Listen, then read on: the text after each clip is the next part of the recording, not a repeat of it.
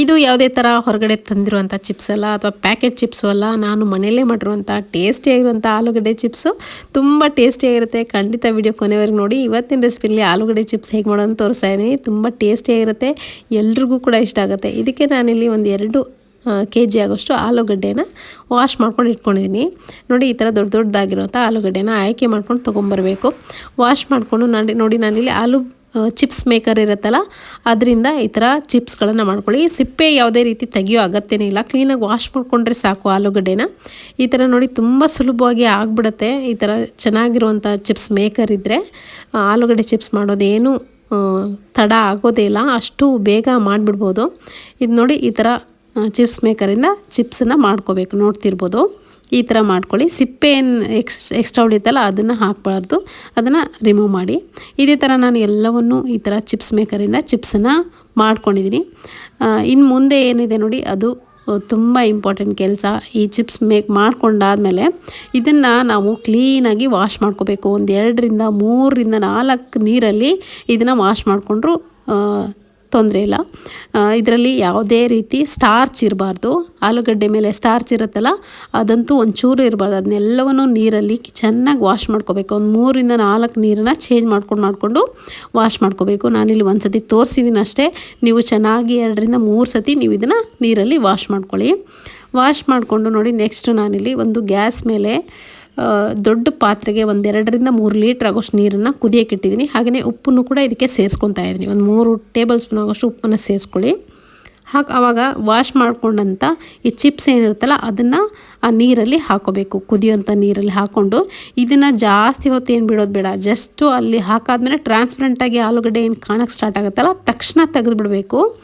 ಒಂದು 5 ನಿಮಿಷನೂ ಬಿಡಬಾರ್ದು. ಅದರಲ್ಲಿ ಈ ಥರ ಹಾಕಿದ ತಕ್ಷಣ ಕುದಿಯೋ ನೀರಿಗೆ ಸ್ವಲ್ಪ ಟ್ರಾನ್ಸ್ಪರೆಂಟಾಗಿ ಕಂಡುಬಿಡುತ್ತೆ ಆಲೂಗಡ್ಡೆ. ನಿಮ್ಗೆ ನೋಡ್ತಿರ್ಬೋದು, ಆಲೂಗಡ್ಡೆ ಟ್ರಾನ್ಸ್ಪರೆಂಟಾಗಿ ನಿಮಗೆ ಕಾಣಿಸ್ತಾ ಇದೆ. ಇವಾಗ ಕಾಣಿಸ್ತಿದ್ದಂಗೆ ಇದನ್ನು ತೆಗೆದುಬಿಡಬೇಕು, ಡ್ರೈನರಿಂದ ರಿಮೂವ್ ಮಾಡಿಬಿಡ್ಬೇಕು ನೀರಿಂದ. ಇವಾಗ ನೋಡ್ತಿರ್ಬೋದು, ಈ ಥರ ಚೆನ್ನಾಗಿ ಕಲಿಸ್ಕೊಂಡಾದ್ಮೇಲೆ ತಕ್ಷಣ ತೆಗೆದುಬಿಡಬೇಕು. ತೆಗೆದು ಒಂದು ಡ್ರೈನರ್ಗೆ ಹಾಕೊಂಬಿಡಿ. ಆವಾಗ ನೀರೆಲ್ಲ ಡ್ರೈನಾಗಿ ಉಳ್ಕೊಳ್ಳುತ್ತೆ, ಆಲೂಗಡ್ಡೆ ಮಾತ್ರ ಉಳ್ಕೊಳ್ಳುತ್ತೆ, ನೀರೆಲ್ಲ ಹೋಗಿ. ಈ ಥರನೇ ನೋಡಿ ಆಲೂ ಚಿಪ್ಸ್ ಮಾಡೋದು ತುಂಬ ಸುಲಭ. ಒಂದು ನೀರು ಕಾಯಕ್ಕಿಟ್ಬಿಟ್ರೆ ಹಾಕೋದು ತೆಗೆಯೋದು, ನೀರಲ್ಲಿ ಹಾಕೋದು ಒಂದು 2 ಸೆಕೆಂಡೂ ಆಗೋಲ್ಲ. ಕುದಿಯುವಂಥ ನೀರಿಗೆ ಹಾಕೋದು ಈ ಥರ ನೋಡಿ ಟ್ರಾನ್ಸ್ಪರೆಂಟ್ ಆಗಿಬಿಡತ್ತೆ. ಇವಾಗ ಎಲ್ಲವನ್ನು ಹಾಗೆ ಮಾಡ್ಕೊಂಡು ತೆಗೆದಿದ್ದೀನಿ. ಇವಾಗ ಚೆನ್ನಾಗಿರುವಂಥ ಬಿಸಿಲಿಗೆ ಈ ಥರ ಒಂದೇನಾದರೂ ಕ್ಲೀನಾಗಿರುವಂಥ ಶುದ್ಧವಾಗಿರುವಂಥ ಬಟ್ಟೆಯನ್ನು ಹಾಸಿ ಈ ಥರ ನೋಡಿ ಹರಬೇಕು. ಈ ಥರ ನೋಡಿ ಹಾಕಬೇಕು. ಆಲೂ ಚಿಪ್ಸನ್ನು ಕ್ಲೀನಾಗಿ ಒಂದೊಂದೇ ಹಾಕಬೇಕು. ಒಂದ್ರ ಮೇಲೊಂದು ಬೀಳೋ ಥರ ಹಾಕ್ಬಿಡಿ, ಒಂದೊಂದೇ ಸಪ್ರೇಟಾಗಿ ಹಾಕಬೇಕು. ಸ್ವಲ್ಪ ಇದು ಟೈಮ್ ಹಿಡಿಯಬೋದು, ಬಟ್ ಮಾಡೋದಂತೂ ತುಂಬ ಸುಲಭ. ನೀವು ವರ್ಷಾನುಗಟ್ಲೆ ಈ ಥರ ಆಲೂ ಚಿಪ್ಸನ್ನು ಮಾಡಿಕೊಂಡು ಬಾಕ್ಸಲ್ಲಿ ಹಾಕ್ಕೊಂಡು ಹಪ್ಪಳ ಸಂಡಿಗೆ ಹೇಗೆ ಇಟ್ಕೊಂಡು ತಿಂತೀರಲ್ಲ, ಯೂಸ್ ಮಾಡ್ಕೊತೀರಲ್ಲ, ಅದೇ ಥರ ಈ ಆಲೂಗಡ್ಡೆ ಚಿಪ್ಸನ್ನು ಕೂಡ ನೀವು ವರ್ಷಾನುಗಟ್ಲೆ ಡಬ್ಬದಲ್ಲಿ ಹಾಕ್ಕೊಂಡು ಇಟ್ಕೊಂಡು ವರ್ಷಾನುಗಟ್ಲೆ ನೀವು ತಿನ್ಬೋದು. ಹೊರಗಡೆ ಆ ಪ್ಯಾಕೆಟ್ಸ್ ಫುಡ್ಡನ್ನು ತಂದು ಫ್ರೈ ಮಾಡಿರೋದನ್ನು ತಂದು ಮಾಡ್ಕೊಳ್ಳೋ ಬದಲು ಈ ಥರ ನಾವು ಮನೆಯಲ್ಲೇ ಕ್ಲೀನಾಗಿ ಶುದ್ಧವಾಗಿ ಮಾಡ್ಕೊಂಡು ತಿನ್ನೋದು ತುಂಬ ಒಳ್ಳೆಯದು. ನಾನು 2 ದಿನ ಬಿಸಿಲಿಗೆ ಆದಮೇಲೆ ಈ ಥರ ಆಗಿದೆ, ನೀವು ನೋಡ್ತಿರ್ಬೋದು. ಇವಾಗ ಇದು 2 ದಿನ ಒಣಗಿಸಿದ್ರೆ ಸಾಕು, ಅಥವಾ ಚೆನ್ನಾಗಿ ಬಿಸಿಲಿದ್ರೆ ಒಂದೇ ದಿನಕ್ಕೆ ಒಣಗೋಗ್ಬಿಡುತ್ತೆ. ಈವ್ನಿಂಗ್ ಒಳಗಡೆ ಒಣಗೋಗ್ಬಿಡುತ್ತೆ. ಒಂದು ದಿನ ಫುಲ್ ಬಿಟ್ಬಿಟ್ಟು ತೆಗೆದುಬಿಟ್ರೆ ಆಯಿತು. ಇದನ್ನು ಬಾಕ್ಸಲ್ಲಿ ಹಾಕ್ಕೊಂಡು ವರ್ಷಾನುಗಟ್ಲೆ ಇಟ್ಕೊಂಡು ತಿನ್ಬೋದು. ಇವಾಗ ನೋಡಿ, ನಾನಿಲ್ಲಿ ಎಣ್ಣೆಯಲ್ಲಿ ಫ್ರೈ ಮಾಡಿ ತೋರಿಸ್ತಾ ಇದ್ದೀನಿ ನಿಮಗೆ. ಯಾವ ಥರ ಹರಡ್ಕೊಳ್ಳುತ್ತೆ ಅಂದರೆ ಮಲ್ಲಿಗೆ ಹೂವಿನ ಥರ ಹರಡ್ಕೊಳ್ಳುತ್ತೆ, ಅಷ್ಟು ಚೆನ್ನಾಗಿರುತ್ತೆ. ನೋಡಿ ಎಷ್ಟು ಚೆನ್ನಾಗಿ ಕಲರ್ಫುಲ್ ಆಗಿರುತ್ತೆ. ನೀವೇನಾದರೂ ಕ್ಲೀನಾಗಿ ವಾಶ್ ಮಾಡಿರಲಿಲ್ಲ ಅಂದರೆ ಆಲೂಗಡ್ಡೆ ಚಿಪ್ಸ್ ಮಾಡಾದಮೇಲೆ ಕಪ್ಪಗಾಗುತ್ತೆ. ಈ ಥರ ನೋಡಿ ಒಂದೊಂದು ಕಪ್ಪು ಕಾಣಿಸಿದೆಯಲ್ಲ, ಅದು ಸ್ಟಾರ್ಚ್ ಇದ್ರೇ ಆ ಥರ ಕಾಣಿಸೋದು.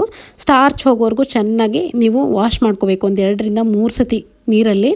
ಆವಾಗ ಈ ಥರ ಬೆಳ್ಳಗೆ ಬರುತ್ತೆ. ಇವಾಗ ನೋಡಿ, ಇದು ಯಾವುದೇ ಥರ ಕಪ್ಪಿಗೆ ಕಾಣಿಸ್ತಾ ಇಲ್ಲ ನಿಮಗೆಲ್ಲೂ, ಫುಲ್ ವೈಟಾಗಿ ಚಿಪ್ಸು ರೆಡಿ ಆಗ್ತಾಯಿದೆ.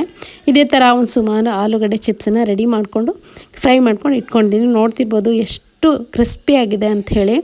ತುಂಬ ರುಚಿಯಾಗಿರುತ್ತೆ ತಿನ್ನೋಕ್ಕೂ ಕೂಡ. ಇದನ್ನು ಹಾಗೆ ತಿನ್ನೋ ಹಾಗಿಲ್ಲ, ಇದ್ರ ಮೇಲ್ಗಡೆ ಉಪ್ಪು ಹಾಗೆ ಅಚ್ಕಾರದ ಪುಡಿನ ಹಾಕ್ಕೊಂಡು ಟ್ವಿಸ್ಟ್ ಮಾಡಿಕೊಂಡು ತಿಂದ್ರಂತೂ ಎಷ್ಟು ತಿಂತೀವಿ ಅನ್ನೋದು ನಿಮ್ಗೆ ಲೆಕ್ಕನೇ ಇರಲ್ಲ.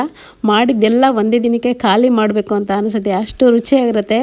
ಸೊ ಖಂಡಿತವಾಗ್ಲೂ ನೀವು ಕೂಡ ನಿಮ್ಮಲ್ಲಿ ಈ ಆಲೂ ಚಿಪ್ಸನ್ನು ನೀವು ಕೂಡ ಇದೇ ವಿಧಾನದಲ್ಲಿ ಮಾಡಿಕೊಂಡು ಸ್ಟೋರ್ ಮಾಡಿಕೊಂಡು ಇಟ್ಕೊಳ್ಳಿ, ವರ್ಷಾನುಗಟ್ಟಲೆ ತಿನ್ಬೋದು. ನಾನಿಲ್ಲಿ ಇದಕ್ಕೆ ಉಪ್ಪು ಮತ್ತು ಅಚ್ಕಾರದ ಪುಡಿ ಹಾಕ್ಕೊಂಡು ಟ್ವಿಸ್ಟ್ ಮಾಡ್ಕೊಳ್ತಾ ಇದ್ದೀನಿ. ಒಂದು ಬೌಲ್ಗೆ ಹಾಕ್ಕೊಂಡು ಎಲ್ಲ ಕಡೆ ಹಿಡ್ಕೊಳುತ್ತೆ ಈ ಥರ ಟ್ವಿಸ್ಟ್ ಮಾಡಿದ್ರೆ. ಅಚ್ಕಾರದ ಪುಡಿ ನೀವು ಎಷ್ಟು ಹಾಕಿದ್ರೂ ಅಷ್ಟೇ ಟೇಸ್ಟ್ ತುಂಬ ಚೆನ್ನಾಗಿರುತ್ತೆ. ಯಾಕಂದರೆ ಸಪ್ಪೆ ಚಿಪ್ಸ್ ಆಗಿರೋದ್ರಿಂದ ಉಪ್ಪು ಖಾರ ಈ ಥರ ಮೇಲ್ಗಡೆ ಹಾಕ್ಕೊಂಡೇ ತಿನ್ನಬೇಕು, ಆವಾಗಲೇ ತುಂಬ ರುಚಿಯಾಗಿರೋದು.